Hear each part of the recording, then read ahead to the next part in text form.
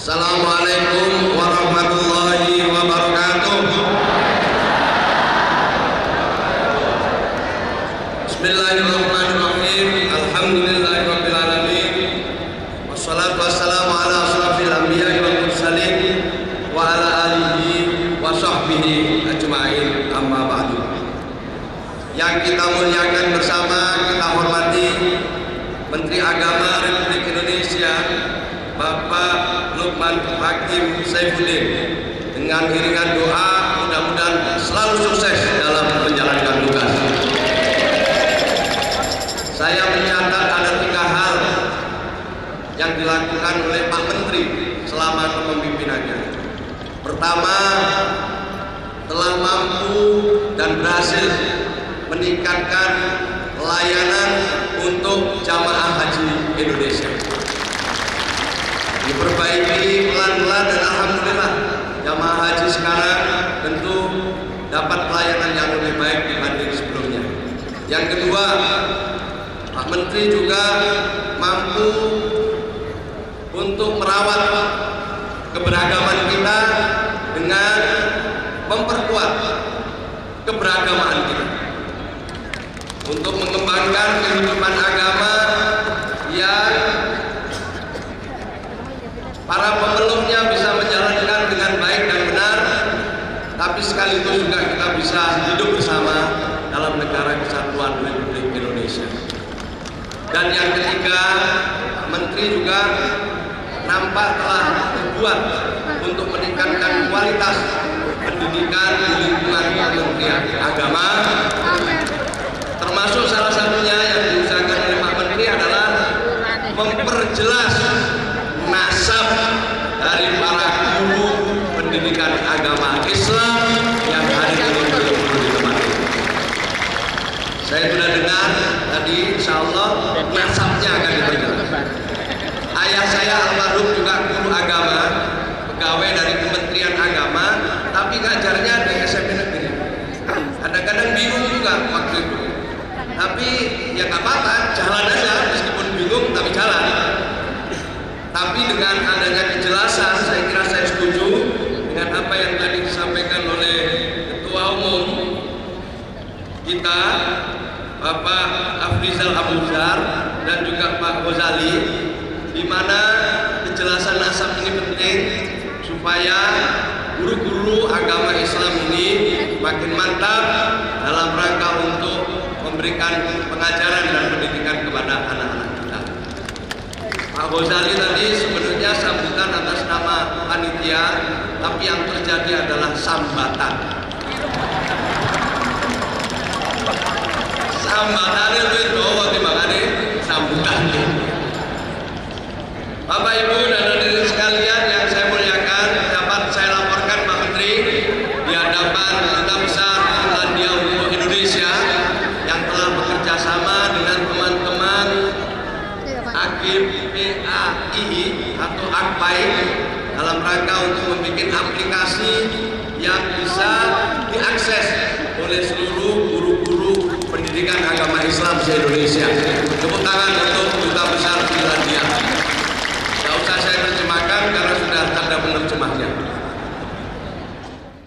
Pak Samsul Bahri, Kepala Kantor Wilayah Kementerian Agama Jawa Timur, yang mewakili Pangdam, yang mewakili Kapolda, dan juga tentu para konsul jenderal yang ada di Jawa Timur. Di sini ada konsul jenderal Amerika atau yang mewakili dari Jepang dan beberapa negara lain yang saya hormati pula.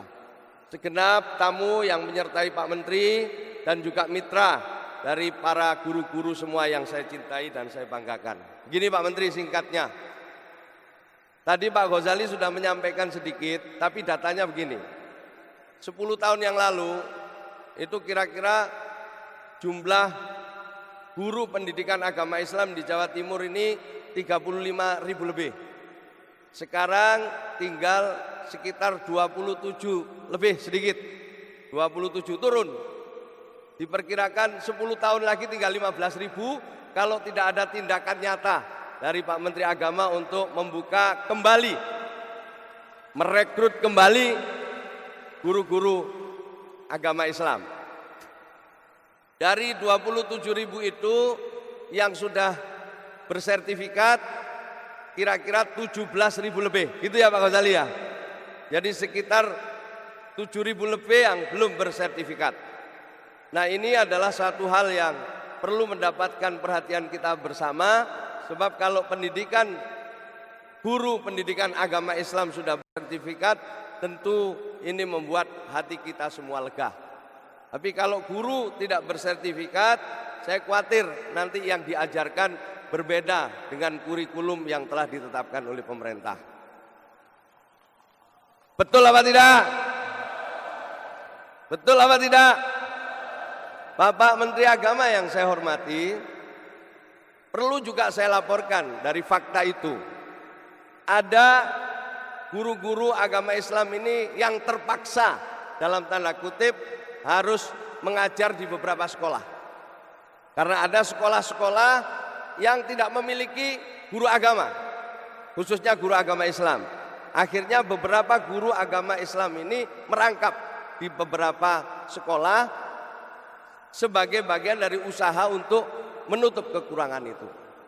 Itu alhamdulillah kalau masih ada yang mau untuk merangkap, untuk nolong. Tetapi ada juga sekolah-sekolah yang akhirnya merekrut guru-guru agama tanpa melalui proses koordinasi dengan asosiasi guru pendidikan agama Islam. Nah, itu kalau salah-salah rekrut, itu bisa jadi kalau yang diajarkan sama tidak ada masalah Pak Menteri.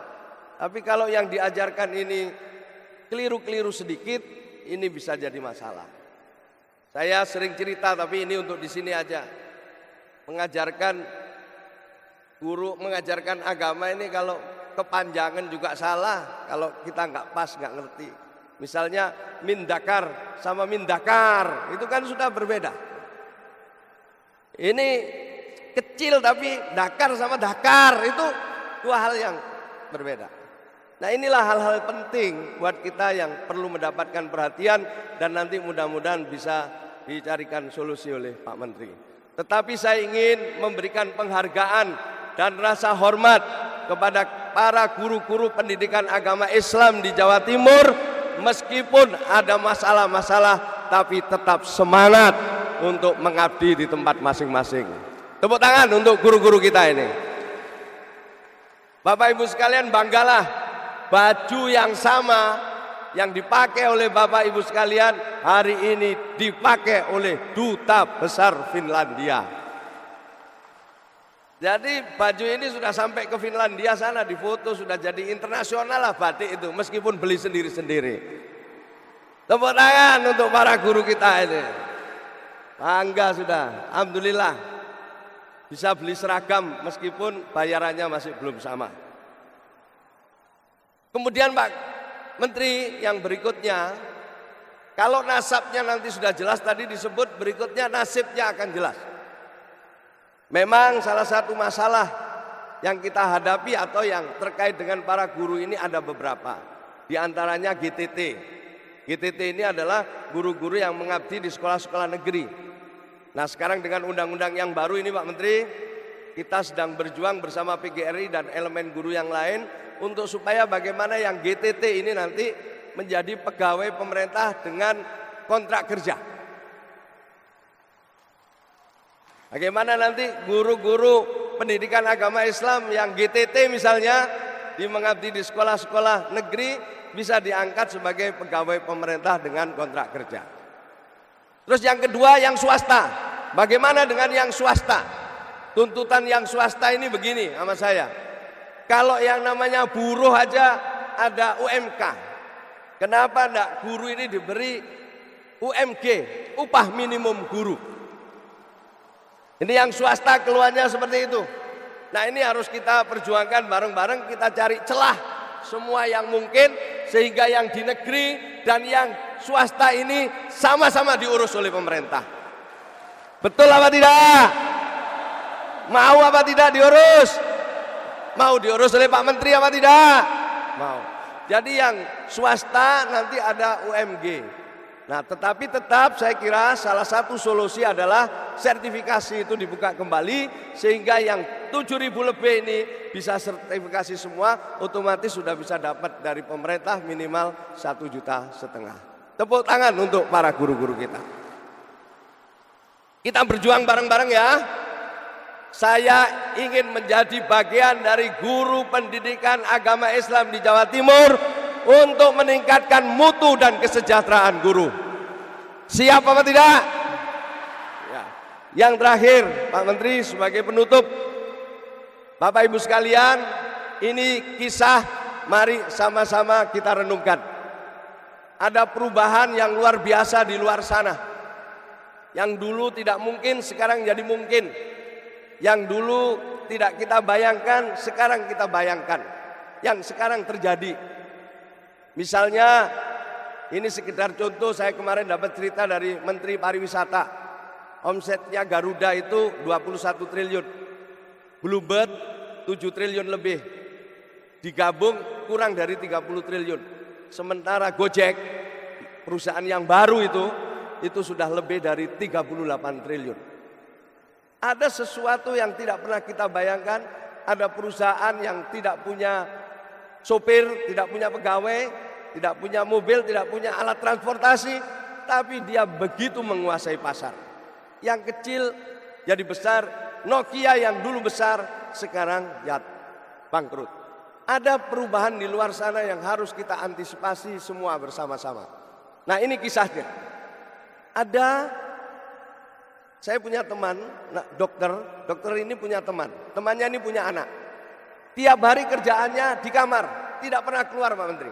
Tiap hari di kamar. Dia kelas 2 SMA. Di kamar aja tiap hari. Selesai sekolah di kamar aja. Akhirnya bapaknya tanya, kenapa kamu nggak keluar nak cari teman? Kok di kamar tok ae, gak metu-metu. Kenapa? Biar kamu tidak asosial, punya kawan, punya teman. Kata bapaknya, ayo ikut aja ke kamar saya, kata anaknya. Pak, saya di dalam kamar bukan berarti tidak punya teman. Banyak teman saya, tidak hanya sekampung, sekabupaten, provinsi, tapi teman-teman saya dari mancanegara banyak. Kalau bapak ingin kenalan, saya ajak ayo kenalan. Ada yang laki-laki, ada juga yang perempuan, ada yang tua, ada yang muda. Saya punya banyak teman, guru juga banyak teman saya. Dibukalah laptopnya itu dan berkomunikasi dengan beberapa temannya. Bayangan kita bahwa anak kita kalau di dalam kamar itu asosial menyendiri, tapi yang terjadi sebaliknya. Ternyata anak kita juga tetap berinteraksi dengan dunia luar, tapi dengan menggunakan teknologi. Tidak kita bayangkan sebelumnya. Kemudian yang kedua bapaknya tanya, kalau kamu begini terus di dalam kamar, cuma chatting, cuma hanya hubungan dengan teman-teman, hahaha, apa yang akan terjadi? Bagaimana masa depanmu nak? Apa jawab anaknya? Pak, bapak tabungannya berapa? Tersinggung bapaknya. Kamu pakai nanya-nanya tabungan. Ayah ini bekerja keras untuk nyekolahkan kamu. Sekarang kamu malah tanya tabungan bapak. Maksudmu apa? Begini Pak, saya juga punya tabungan. Yang mungkin tabungan saya lebih besar dari bapak. Kok bisa begitu? Karena saya di dalam kamar juga saya bisnis. Saya bisnis online. Saya jadi makelar. Saya jual sana, jual sini. Dan alhamdulillah tabungan saya sudah lebih dari 1 miliar. Tidak kita bayangkan, Bapak Ibu sekalian yang saya hormati, ada perubahan yang luar biasa di sana. Dan ini harus diantisipasi oleh kita semua, termasuk oleh pemerintah dan tentu oleh para guru-guru kita. Bapak Ibu dan saudara-saudara sekalian yang saya hormati, saya senang, saya gembira. Karena apa? Karena guru-guru kita ini yang tergabung di dalam Asosiasi Guru Pendidikan Agama Islam Indonesia telah bekerja sama dengan pemerintah Finlandia lewat Live Learn yang tadi sudah dijelaskan. Itu adalah cara di mana para guru bisa saling meningkatkan, saling belajar melalui digital yang tadi sudah disampaikan. Untuk itu tepuk tangan saya apresiasi untuk Bapak Ibu dan saudara-saudara sekalian. Teman-teman, Bapak Ibu dan saudara-saudara sekalian, saya semangatnya Bapak Ibu sekalian ini yang saya tangkap. Saya sudah dapat penjelasan dari Pak Ghazali panjang lebar bahwa para guru-guru ini Pak Menteri dengan keterbatasan ini tidak akan luntur, tidak akan putus asa, akan tetap berbuat sekuat tenaga untuk mencerdaskan anak-anak kita, khususnya di bidang pendidikan agama. Sebagai penutup, Pak Menteri tadi ada puisi, saya juga akan nutup dengan puisi. Izin Pak Menteri. Pak Menteri saya ini Pak Menteri yang hebat. Guru zaman now. Kenapa waktu masih kecil guru mengajarkan ini budi, bukan ini ipul? Karena guru menyadari pentingnya landasan budi pekerti sebelum semua ilmu terkumpul. Guru bukanlah singkatan googling dan meniru. Ada yang bilang digugulan ditiru. Padahal guru bukan singkatan apa-apa. Karena kerja seorang guru itu tidak bisa disingkat-singkat. Karena mendidik tak bisa mendadak. Apalagi murid zaman now. Gurunya pun harus guru zaman now. Tidak keras tapi tegas. Tidak kaku tapi seru. Manuk mencelok nang pohon waru. Bernyanyi riang lagunya Cita-Citata. Tak semua orang bercita-cita jadi guru, tapi guru adalah jembatan semua cita-cita. Ayo kabeh sedulur beri hormat kagem Bapak lan Ibu guru. Tepuk tangan untuk para guru kita ini. Matur salah kangkong, matur sakalangkong. Tretan-tretan sadeje, matur salakong, matur sakalangkong. Mon bede salaepon, beden kauleuh nyon saporah de ajunan nggih. Terima kasih, kurang lebihnya mohon maaf.